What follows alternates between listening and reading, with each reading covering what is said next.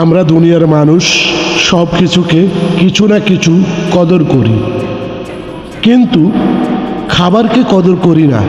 যা খাই তার থেকেও বেশি নষ্ট করি। আল্লাহ খাবারকে একটা শ্রেষ্ঠ নিয়ামত বলেছে, কিন্তু আমরা সেই খাবারকে নষ্ট করি, বিনা কারণে অপচয় করি। আল্লাহর শ্রেষ্ঠ নিয়ামত নষ্টকারীকে কি শাস্তি দেবে কমেন্টে জানান। আমাদের এই দুনিয়ার খাবারের জন্য এত সমস্যা আর এত কষ্ট, যদি এই খাবার না থাকতো তাহলে এত কষ্ট থাকতো না। মানুষ এই খাবারের জন্য জীবনে কত কিছু করে যা বলার মতন না। আবার আমাদের সমাজে কিছু মানুষ আছে, তাদের দুই বেলা খাবারও জুটে না।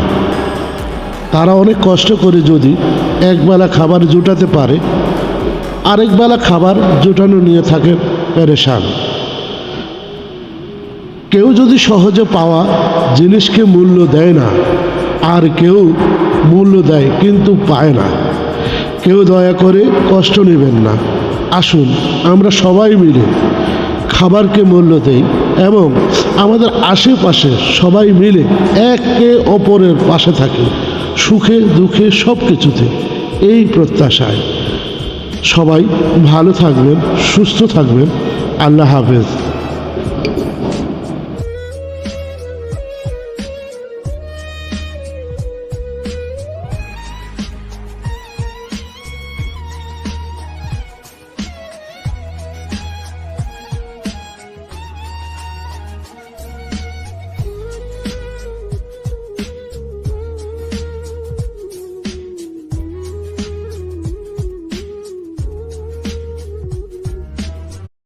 Background music use